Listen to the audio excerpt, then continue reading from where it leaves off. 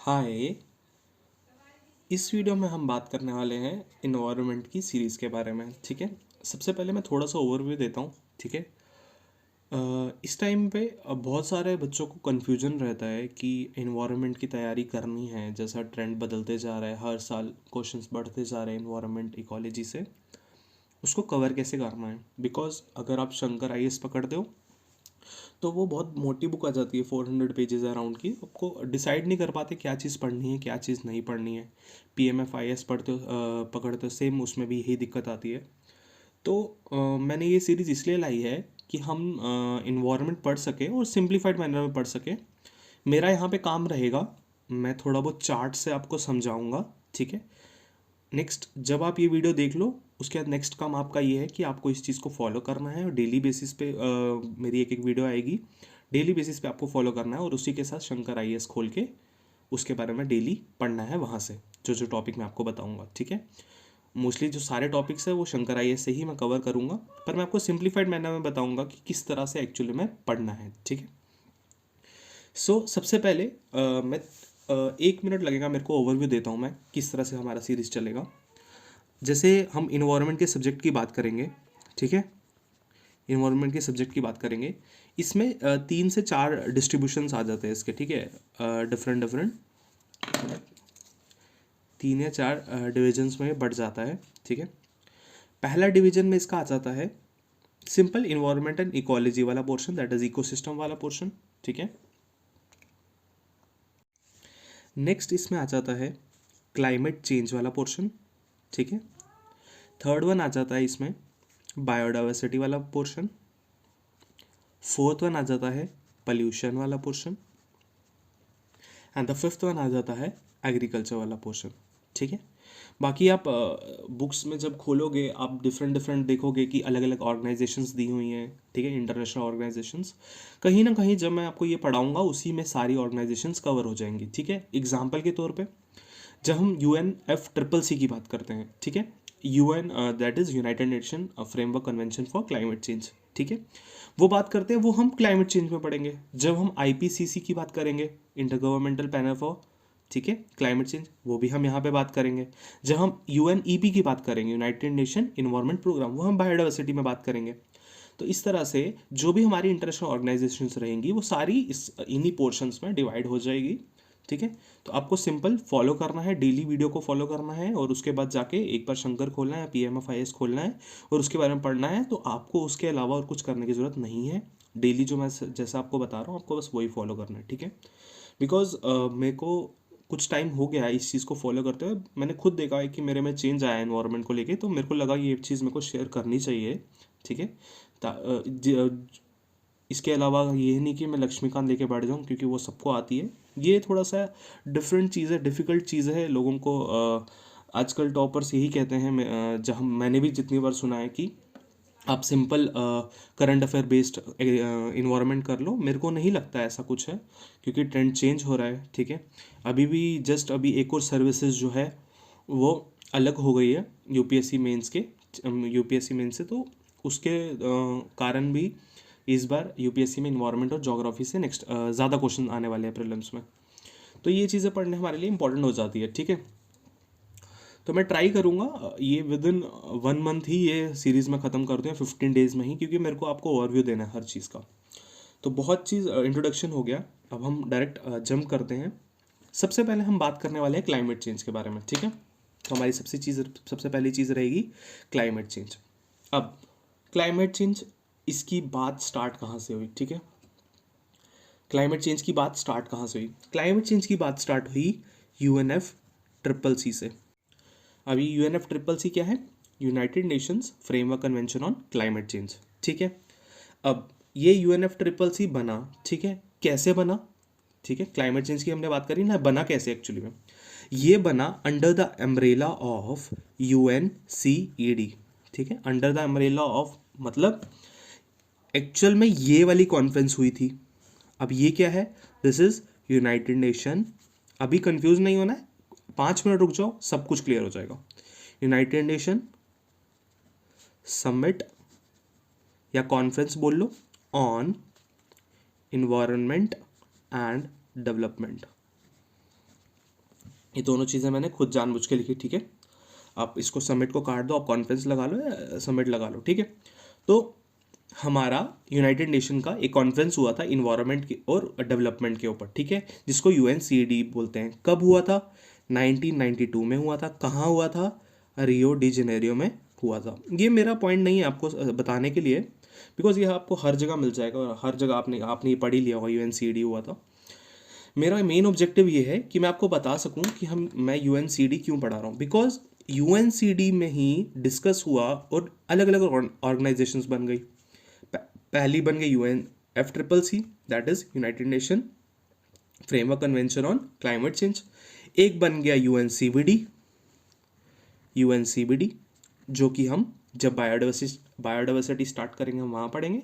Next बन गया हमारा UNCCD, that is United nation convention on combat desertification, United nation convention on biodiversity, ठीक है। ये दोनों बायोडाइवर्सिटी वाला भी न्यूज़ में था, FCCC वाला भी न्यूज़ में था, क्योंकि इन दोनों का कोप अभी अभी हुआ है। FCCC की बात करें जाए 27th कोप हुआ है इसका, और UNCBD का 15th कोप हुआ है, ठीक है। अब ये जो हमारा कॉन्फ्रेंस हुआ था, इसी के अगर रोड मैप पे देखा जाए, ये 3 हमारे पास अलग अलग ऑर्गेनाइजेशंस बन गई, ठीक है। यहाँ से ही हमारा क्लाइमेट चेंज आगे फ्यूचर में चलना स्टार्ट हुआ। तो बोल सकते हैं कि जब पूरे वर्ल्ड ने क्लाइमेट चेंज के बारे में सोचना स्टार्ट करा, कहीं ना कहीं UNCED में उसका हाथ था। उससे पहले अगर हम सिंपल इन्वायरमेंट की बात करें, जो हम बायोडाइवर्सिटी में कवर करेंगे, सबसे पहले हमारा UNEP बना था, ठीक है। वो मैं अलग से पढ़ाऊंगा, मैं आपको थोड़ा सा ओवरव्यू दे रहा हूँ। UNEP बना था, वो कैसे बना था? क्योंकि 1972 में स्टॉकहोम कॉन्फ्रेंस हुआ था, ठीक है। UNCD को हम अर्थ समिट भी कहते हैं, ठीक है। UNEP कब कब बना था? क्योंकि 1972 में, ठीक है, स्टॉकहोम में एक कॉन्फ्रेंस हुआ था, ठीक है। उसके सहारे UNEP बना था। वो हम अभी नहीं पढ़ेंगे, हम बात करें सिंपल क्लाइमेट चेंज के लिए, ठीक है। तो क्लाइमेट चेंज से हमारा काम किसके साथ है? UNFCCC के साथ। इनके साथ अभी हमारा काम नहीं है, जब हम आगे बढ़ेंगे बायोडाइवर्सिटी पे जम करेंगे तब उसके बारे में पढ़ेंगे, ठीक है। तो 1992 में मैंने अभी आप ये भूल जाओ कि CBD और CCD अभी एग्जिस्ट भी करता है, हम सिंपल CD पढ़ेंगे। तो कॉन्फ्रेंस हुआ इन्वायरमेंट डेवलपमेंट पे, हमारा बन के आ गया UNFCCC, ठीक है। United nation convention on climate change बन गया हमारा, ठीक है। ये सबसे पहला ये फर्स्ट मल्टीलेटरल लीगल इंस्ट्रूमेंट ऐसा था जो क्लाइमेट चेंज के रिलेटेड आया था, कि हम लोग को क्लाइमेट चेंज पे ध्यान देना है, ग्रीन हाउस गैसेज बढ़ रही हैं। ये पहला ऐसा कन्वेंशन था जिसने इस बारे में बात करी गई थी, ठीक है। सबसे पहला था ऐसा, ठीक है। नेक्स्ट अगर हम इसके आगे बढ़े, नेक्स्ट चीज़ के बारे में मैं बताऊं, हमारे पास एक ऑर्गेनाइजेशन है जिसका नाम है WMO, ठीक है। ये जो WMO है, क्या नाम है इसका? World Meteorological Organization. ये जब UNEP के साथ मिली थी, UNEP क्या है? United Nation Environment Programme. ये मैं क्या पढ़ा रहा हूँ कि UNCED जो हुआ, ये UNCED के बाद जब ये ऑर्गेनाइजेशन 3 अलग अलग बनी, कैसे बनी, ये हम थोड़ा सा बैकग्राउंड समझ रहे हैं। ये करीब 1988 के पास हुआ था। क्या हुआ था? वर्ल्ड मेटेरोलॉजिकल ऑर्गेनाइजेशन किसके साथ? यूनाइटेड नेशन इन्वायरमेंट प्रोग्राम के साथ मिलके इन्होंने IPCC बना दिया, ठीक है। Inter government panel for climate change बना दिया इन्होंने, ठीक है। जब इन IPCC इन्होंने बना दिया, IPCC ने अपनी रिपोर्ट्स लाना स्टार्ट कर दी, जो कि लेटेस्ट रिपोर्ट अभी 2021 में आई थी, 6th असेसमेंट रिपोर्ट, और अभी तक पूरा अभी ख़त्म नहीं हुई है रिपोर्ट्स आना, ठीक है। फर्स्ट असेसमेंट रिपोर्ट इन्होंने जब लाई, ठीक है, जब इन्होंने फर्स्ट असेसमेंट रिपोर्ट लाई, उसमें बात करी गई जो UNGA है, यूनाइटेड नेशन जनरल असेंबली है, उन्होंने इनको बोला कि हमें इंटर गवर्नमेंटल नेगोशिएटिंग कमेटी बनाते हैं हम। किसने बोला? UNGA ने। UNGA ने बोला कि हम एक इंटरनेशनल नेगोशिएटिंग कमेटी बनाते हैं, और वो क्या काम करेगी? इंटरनेशनल नेगोशिएटिंग कमेटी क्या काम करेगी? वो काम करेगी framework convention on climate change के ऊपर। किसने बोला? UNGA ने बोला कि हम एक इंटरनेशनल नेगोशिएटिंग कमेटी बनाते हैं जो कि FCCC पे काम करेगी, framework on convention climate change पे काम करेगी, ठीक है। जब ऐसा सीन हो गया ना, उसके बाद डिस्कशन स्टार्ट हुआ। उसके बाद बात आई हमारी कहाँ? जो हमारा अर्थ समिट हुआ वहाँ पे डिस्कशन हुआ, CED हुआ था, वहाँ पे डिसाइड हुआ कि हम एंड में जाके 1992 में हमने UNFCCC बनवा दी। ठीक है, this is about the UNFCCC background कि UNFCCC कैसे बनी, और इसी टाइम पे UNCBD भी बनी, इसी टाइम पे UNCCD भी बनी। ठीक है, इतना क्लियर है सबको? ठीक है, अब बहुत सारी जब हम ऑर्गेनाइजेशंस पढ़ेंगे तो इनका ईयर फॉर्मेशन का कुछ होता है, पर जब ये एक्चुअल में फोर्स आता है तो वो कुछ होता है, बिकॉज तब तक बहुत सारी, अब UNG की बात कर रहे हैं, जनरल असेंबली की। ठीक है, वहाँ पे पार्टी सपोर्ट भी तो करनी चाहिए इसको, UNFCCC बना, इसको सपोर्ट करेंगे तभी तो ये आएगी ना, फोर्स में आएगी ना। तो ऐसे ही करते करते कहीं ना कहीं इसको 2 साल लग गए, और ये फोर्स में आई कब जाके 1994 में जाके UNFCCC फोर्स में आई। ठीक है, ये फोर्स में आ गई। जब ये फोर्स में आई तो इसकी जो मेंबर्स थे, मेंबर्स कौन थे? कंट्रीज थी। ठीक है, मेंबर्स कौन थी? कंट्री थी। उन्होंने ट्रीटी करी आपस में और उनको पार्टीज किया कहा गया।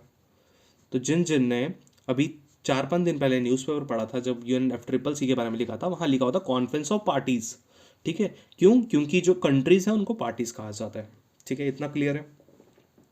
अब आगे आगे कैसा माहौल चलता है, इसके बाद नेक्स्ट हम मूव ऑन करेंगे, हम बात करेंगे कि आगे UNFCCC की कैसा कैसा रहा, मतलब आगे इसका कैसा रोड मैप रहा। 1994 में फोर्स में आ गई, 1995 में इन्होंने अपना फर्स्ट कॉन्फ्रेंस ऑफ पार्टीज बिठाया। ठीक है, फर्स्ट कॉन्फ्रेंस ऑफ पार्टीज की मीटिंग हुई, कहाँ हुई? बर्लिन में हुई, बर्लिन जर्मनी में हुई। ठीक है, अब जहां जहां पे ये कॉन्फ्रेंस ऑफ पार्टीज होता है, इसका मतलब क्या होता है कि वो कंट्री इसको प्रिसाइड कर रही है। ठीक है, वो प्रेसिडेंट है काइंड ऑफ। ठीक है, अब इसके बाद 96 में इन्होंने क्या कर दिया? इसका सेक्रेटरेट चेंज करके जिनेवा में कर दिया, जिनेवा से बॉन में कर दिया। ठीक है, जिनेवा में था, Geneva is in Switzerland, Bonn is in Germany. Geneva से इन्होंने बॉन में चेंज कर दिया 96 में। ठीक है, इसी टाइम पे हमारा समिट भी हुआ था, second conference of parties. Then उसके बाद थर्ड, फोर्थ, फिफ्थ चलते चलते चलते चलते अब जाके बात कहाँ तक आ गई है? 27 कोप तक बात आ गई है। ठीक है, और इसी के बीच में आपको आपने सुना होगा क्योटो प्रोटोकॉल, पेरिस एग्रीमेंट, वो कहीं ना कहीं इसी चीज़ों के पार्ट माने जाते हैं। ठीक है, this is about the little bit background. अब मैंने ये चीज़ें आपको बता दी, जब आपको ये मैक्सिमम चीज़ें पढ़नी है तो वो आपको खुद पढ़नी है। ठीक है, मैं थोड़ा बहुत आपको बताऊंगा। अब जब हम बात करते हैं क्योटो प्रोटोकॉल की, सबको पता है क्योटो प्रोटोकॉल। ठीक है, हुआ कैसे ये? यही UNFCCC ने जब थर्ड कॉन्फ्रेंस ऑफ पार्टीज करी, तब इन्होंने क्योटो प्रोटोकॉल बना दिया। क्योटो कहाँ पे? जापान में पड़ता है। ठीक है, और ये फर्स्ट ग्रीन हाउस गैसेस की इमिशंस के लिए रिलेटेड ट्रीटी आई सबसे पहली। इससे पहले कभी भी ग्रीन हाउस गैसेस के बारे में बात नहीं की गई थी। क्लाइमेट चेंज की बात सबसे पहले कब स्टार्ट हुई? 1992 में। ग्रीन हाउस गैसेज एमिशंस के कट करने के लिए बात सबसे पहले कब कही गई? क्योटो प्रोटोकॉल के टाइम पे करी गई। ठीक है, अब क्योटो प्रोटोकॉल, अब आप बोलोगे क्योटो प्रोटोकॉल समझाओ। हाँ, मैं समझाऊंगा, थोड़ी देर बाद बताऊंगा। सबसे पहले हम थोड़ा सा ओवरव्यू पढ़ रहे हैं सबका कि UNFCCC आगे आगे कैसे बढ़ा। ठीक है, क्योंकि क्लाइमेट चेंज इर्द गिर्द आ जाके UNFCCC के ही आसपास घूमता है। ठीक है, और हर साल प्रीलिम्स में इसमें से 2-3 क्वेश्चन, 4 क्वेश्चन, 5 क्वेश्चन रिपोर्ट के रिलेटेड या कुछ इसके रिलेटेड मिलेंगे। ठीक है, मेंस में भी 1-2 क्वेश्चन मिलेंगे। ठीक है, नेक्स्ट उसके बाद 6th 7th 8th, मतलब ऐसा कॉन्फ्रेंस ऑफ पार्टीज चलती रही। तो हमें अब आप बोलोगे मैं वो सब समझाऊँ, वो सब मैं नहीं समझाऊंगा। आपको क्या करना है? आपको बुक खोलनी है शंकर की, आप उससे आराम से पढ़ सकते हो PMFIS की हर साल की जो जो इंपॉर्टेंट चीज़ है वो मैं आपको बता देता हूँ। जैसे 6th की बात करें, वो बॉन में हुआ था। ठीक है, 7th में बात करें, वो मरकश एकॉर्ड्स, जहाँ बोलते हैं मरकश एकॉर्ड्स, मोरक्को में, वहाँ हुआ था। जब हम 11th की बात करते हैं, वो हमारा कनाडा में हुआ था। ठीक है, जब हम अपनी 12th की बात करते हैं, वो हमारा कीनिया में हुआ था। उसी तरह से अगर हम आगे बढ़े 13th की बात करें, वो बाली में हुआ था। अब आप बोलोगे कि आप इन सब के बारे में थोड़ा थोड़ा सा पढ़ोगे, उसका भी कॉस्ट बेनिफिट इतना कुछ है नहीं। प्रीवियस क्वेश्चन पेपर खोल के देख लो, कुछ इतना कॉस्ट बेनिफिट नहीं है। हाँ, कुछ कुछ चीज़ें इंपॉर्टेंट हो जाती है, जैसे एक अडेप्टेशन फंड है, उसके बारे में जिक्र स्टार्टिंग में कहाँ पे हुआ था, पोलैंड में हुआ था, कौन सी कॉन्फ्रेंस ऑफ पार्टीज थी वो। 14th कॉन्फ्रेंस ऑफ पार्टीज थी, फिर उसके बाद कोपेनहेगन अकॉर्ड आया था, 15th कॉन्फ्रेंस ऑफ पार्टीज थी, देन 16th में कैनियन एग्रीमेंट हुआ था, कहाँ हुआ था, मैक्सिको हुआ था, ठीक है। इस तरह से अलग अलग कॉन्फ्रेंस ऑफ पार्टीज होती रही टाइम से टाइम। अब हमारे लिए इंपॉर्टेंट इसमें क्या आ जाता है, जो मैं एक तो मैं आपको थर्ड पढ़ाऊंगा अच्छे से, और जो जो टर्म्स इन कन्वेंशंस में हमें इंपॉर्टेंट मिलेंगी, जो प्रीवियस क्वेश्चन में आ चुका है, जो जो इंपॉर्टेंट है उनके बारे में थोड़ा बहुत ओवरव्यू दूंगा आपको मैं। तो ये मैंने आपको बता दिया 16 तक। उसके बाद भी 17, 18, 19 चलता रहा। नेक्स्ट जो हमारा इंपॉर्टेंट है वो हमारा आया 21st, that is Paris agreement. कब आया? 2015 में। पेरिस कहाँ पे है? फ्रांस में है। यहाँ पे एग्रीमेंट हुआ, ठीक है, लीगली बाइंडिंग एग्रीमेंट हुआ, ठीक है। 195 नेशंस ने इनमें साइन किया, बोला गया कि हाँ हम भी ये करेंगे, ठीक है। अभी हम पेरिस एग्रीमेंट और क्योटो प्रोटोकॉल थोड़े अच्छे से पढ़ेंगे और बाकी चीज़ें भी पढ़ेंगे। अभी आगे जानते हैं आगे क्या हुआ। नेक्स्ट उसके बाद हम डायरेक्ट लेटेस्ट पे पहुंच जाते हैं, 26 की बात करेंगे, जहाँ पे हमारे मोदी जी ने लाइफ का जिक्र किया, ठीक है। किसका जिक्र किया? लाइफ का जिक्र किया।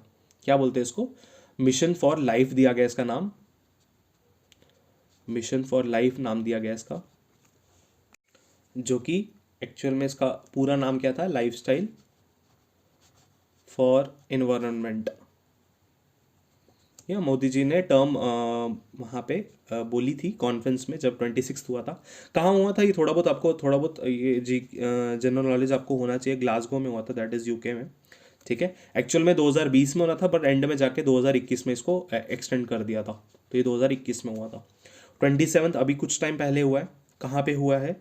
शर्म एल शेख। जो स्टेट लेवल के एग्जाम्स रहेंगे, स्टेट पीएससीज रहेंगे, वहाँ पे ऐसी चीज़ें पूछ सकते हैं। 2022 में ही हुआ है। कहाँ पे? इजिप्ट में। शर्म एल शेख कहाँ पे? इजिप्ट में, ठीक है। तो मैं आपको बताया 27 अभी अभी हुआ है, ठीक है। और जब मैंने 26 की बात करी, उधर पे मोदी जी ने लाइफ के बारे में बोला था, that is life style for environment. और ये अब जाके एक्चुअल में उन्होंने अनवील करा है इस चीज़ को, कहाँ पे? गुजरात में, ठीक है। इस मिशन को, इसमें लाइफ मिशन में क्या होगा कि 5 साल तक इसके बारे में गवर्नमेंट काम करेगी। 3 चीज़ों को एक्चुअली में काम करेगी, दैट इज़ डी, एस और पी, दैट इज़ डिमांड पे, सप्लाई पे एंड पॉलिसी पे, ठीक है। इसके बारे में हम पढ़ेंगे डीएसपी के बारे में बाद में, जब आगे आगे बढ़ेंगे, ठीक है।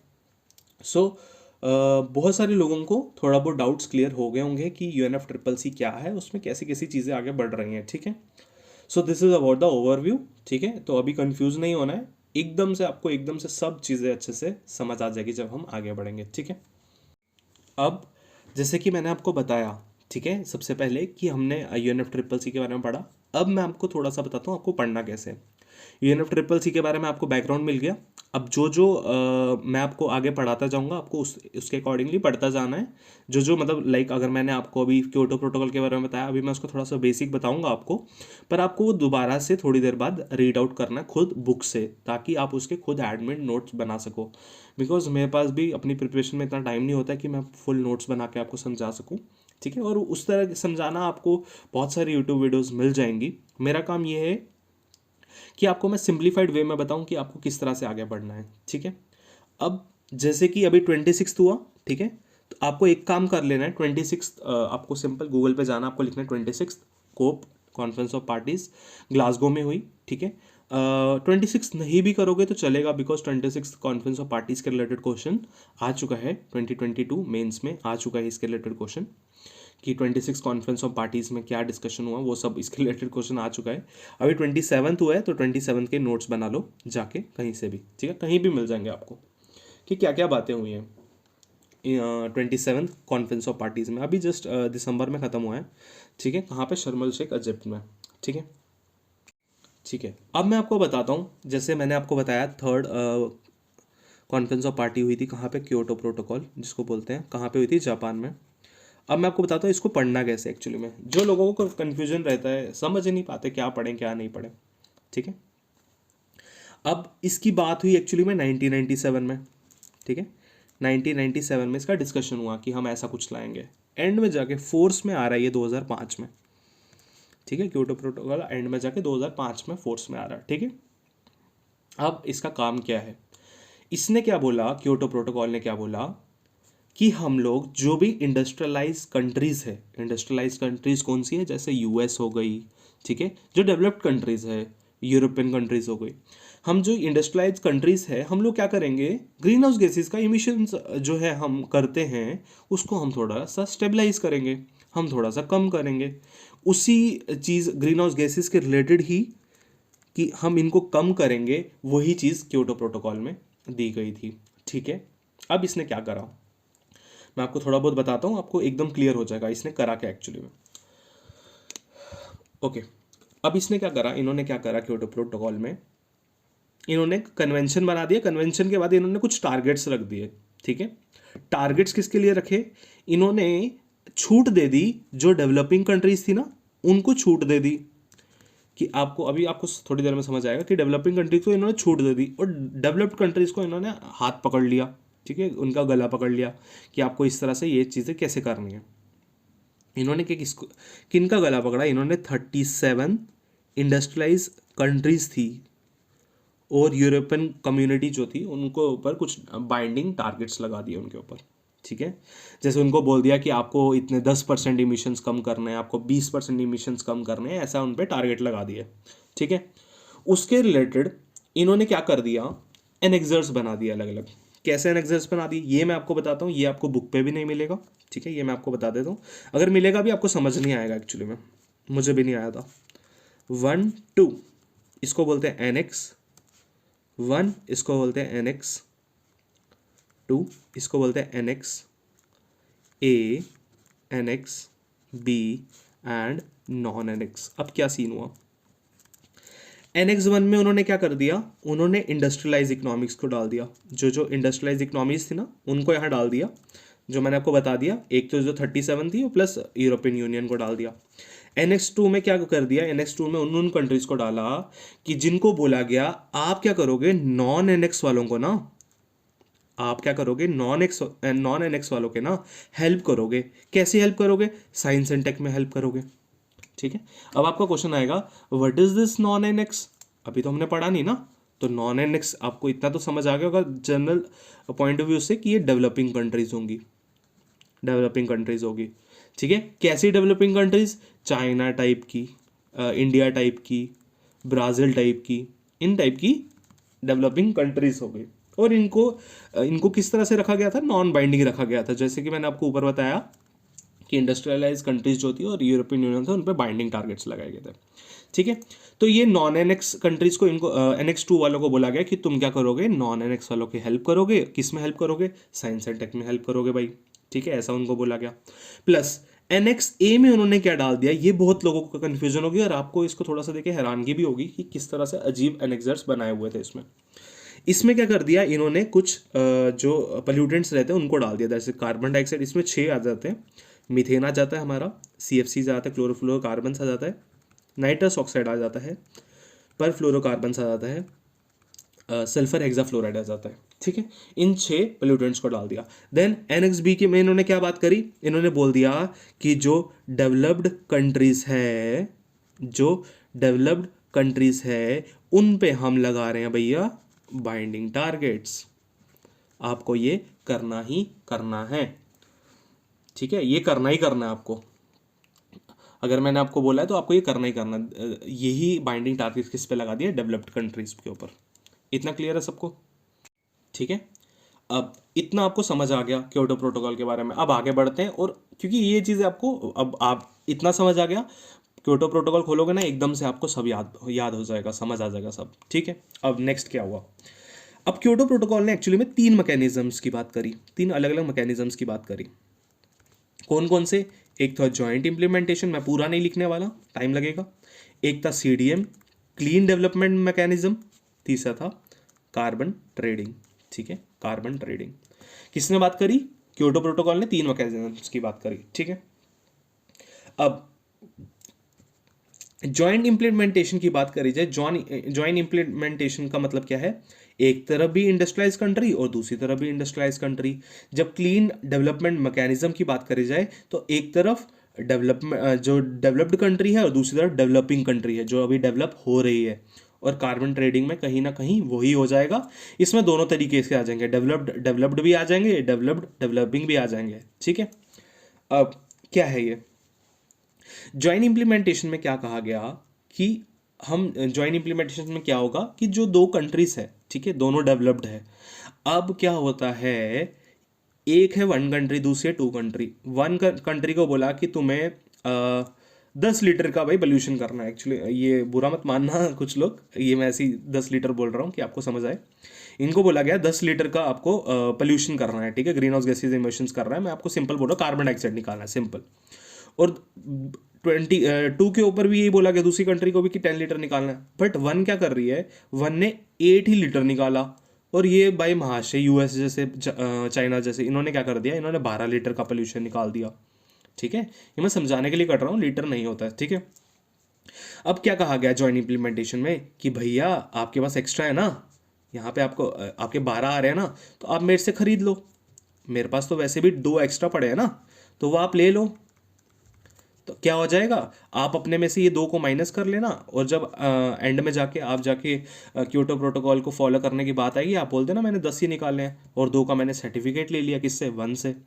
यही था जॉइंट इम्प्लीमेंटेशन, ठीक है। बुक से पढ़ोगे नहीं समझ आएगा, इस तरह से समझ आ गया होगा आपको। इसके पास एक्स्ट्रा थे, एक्स्ट्रा इसने इसको दे दिए सर्टिफिकेट के रूप में, ये इसको पैसे दे देगा कि हाँ ये सॉरी 12 वाला इसको पैसे दे देगा कि तू मेरे को 2 दे दे, मैं अपने माइनस कर लूँगा और मैं वहाँ जाके, क्योंकि हमारा क्योटो प्रोटोकॉल बाइंडिंग है, मैं वहाँ जाके बता दूंगा कि हाँ मैंने कम ही इमिशन किए थे। This is about the joint implementation. Clear इतना? नेक्स्ट, बिल्कुल लेमैन लैंग्वेज में बताया, जाओ रीड करो, एकदम से सब समझ आ जाएगा। बात ईयर वियर मैं कुछ नहीं बताने वाला, कौन कब स्टार्ट हुआ, क्योंकि वो सब बुकिश नॉलेज है, वो आप पढ़ सकते हो। Next, clean development mechanism, same हुआ, सेम चीज़ यही यहाँ पे ही फॉलो हुई, पर इसमें दोनों में फ़र्क क्या था कि यहाँ पे डेवलप्ड था और डेवलप्ड और डेवलपिंग की बात हो रही थी, वहाँ पे दोनों डेवलप्ड थे, दोनों के दोनों डेवलप्ड थे। इसमें भी सेम चीज़ हुआ, डेवलप्ड वाला ऑफकोर्स 15 निकालेगा, डेवलपिंग वाला कम निकालेगा, 5। इसको ये क्या बोलेगा, इसको भाई मेरे को तू 5 का सर्टिफिकेट दे दे, तो ये बोलेगा चल ठीक है तू 5 का सर्टिफिकेट ले ले, तू अपने कोटे में से माइनस कर देना 5, और एंड में जाके जब क्योटो में तेरे को दिखाना होगा तो दिखाना 10 ही है। क्लियर इतना? इस तरह से समझ आ रहा है सबको? तो इस तरह से CDM में बात चली। और कार्बन ट्रेडिंग की बात कैसे हुई, कार्बन ट्रेडिंग हम पढ़ेंगे, आगे ही पढ़ेंगे कार्बन ट्रेडिंग के बारे में अच्छे से। सिंपल आप यही चीज़ याद रखो कि कार्बन ट्रेडिंग क्या होती है, यही होती है कि जो ज़्यादा इमिशंस कर रहा है वो कम इमिशन वाले से सर्टिफिकेट खरीद लेगा, ठीक है। यही होती है कार्बन ट्रेडिंग। इसमें 2 तरह की आ जाती है, एक सिंपल आ जाती है, मतलब जो आप बुकिश नॉलेज में देखोगे, एक इमिशन ट्रेडिंग है, कहीं ना कहीं दोनों का सेम मतलब है, और इस तरह के सिंपल क्वेश्चन कभी UPSC पूछेगा भी नहीं। और दूसरा आएगा ऑफसेट ट्रेडिंग। और इमिशन ट्रेडिंग जो होती है उसको सिंपल कार्बन ट्रेडिंग भी बोलते हैं हम लोग। यही मतलब है, तो मैं दोबारा से समझा के टाइम वेस्ट नहीं करेंगे, अब आगे बढ़ते हैं, ठीक है। और इसमें एक और चीज़ बताई गई कि पेनल्टीज लगाएंगे, सिंपल। जो अब ऐसा हो ना कि हाँ ये बोले मैंने 12 निकाले, मेरे को क्या ही फ़र्क पड़ेगा, क्या ही कर लेंगे, तो जिन्होंने क्योटो प्रोटोकॉल साइन करेगा उनके ऊपर पेनल्टीज लगा देंगे। हाँ भाई सब निकालो, हाँ 10 ये अपना $100 बिलियन निकालो, ठीक है। तो जब आपका ये होगा कि आपने अगर ये पेनल्टीज़ नहीं भरी, तो क्या होगा कि जो जॉइंट इम्प्लीमेंटेशन होता है फ्यूचर में, आप लोग ये नहीं कर पाओगे, डेवलप्ड कंट्री के साथ नहीं कर पाओगे, CDM क्लीन डेवलपमेंट मैकेनिज्म में आप ये कार्बन ट्रेडिंग नहीं कर पाओगे। यही चीज़ें पेनल्टीज़ में इनको लगाई गई, सेम। ऊपर से वहाँ से एक बार रीड करो, पूरा क्लियर हो जाएगा। क्लियर इतना?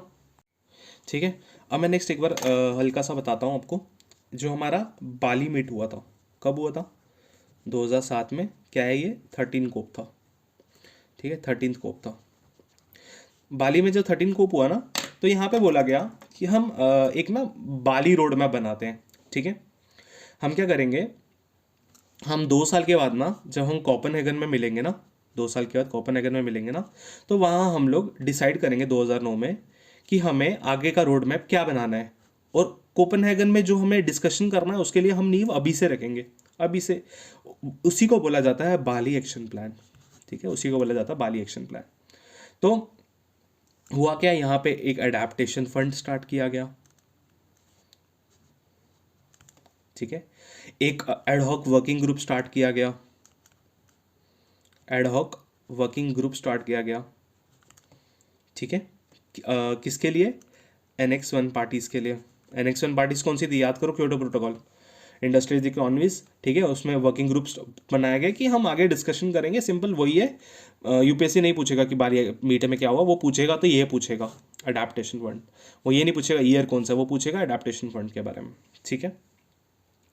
अब बाली एक्शन प्लान में उन्होंने टोटल 5 चीज़ों के ऊपर बहुत ध्यान दिया। वो 5 चीज़ें हमारे लिए इंपॉर्टेंट हो जाती है मेंस के आंसर लिखने के लिए भी और प्रीलिम्स के पॉइंट ऑफ व्यू से। उन्होंने बात करी शेयर्ड विजन की, ठीक है, ये आपको रटा होना चाहिए, मुझे भी रटा हुआ है, आपको रटा होना चाहिए। शेयर्ड विजन की बात करी, मिटिगेशन की बात करी, अडेप्टेशन की बात करी गई, टेक्नोलॉजिकल डेवलपमेंट की बात करी उन्होंने, और फाइनेंशियल रिसोर्सेज एंड इन्वेस्टमेंट की बात करी उन्होंने, ठीक है। बाली मीट में क्या क्या डिस्कशन हुआ कि हम शेयर्ड विजन रखेंगे, ठीक है, फॉर किसके लिए? कोऑपरेटिव एक्शन जो हमें लॉन्ग टर्म के लिए चाहिए। हम मिटिगेशन की बात करेंगे, ठीक है, हमें क्या करना है, क्लाइमेट चेंज को मिटिगेट करना है ना, तो उसकी बात करेंगे। हम अडेप्टेशन की बात करेंगे कि हमें अडेप्टेशन के रिलेटेड अपना जो एक्शन है उस चीज़ को एनहेंस करना है हमने। हम टेक्नोलॉजी डेवलपमेंट की बात करेंगे ताकि हम क्या कर सकें, हम लोग नॉन एनेक्स कंट्रीज़ की हेल्प कर सकें।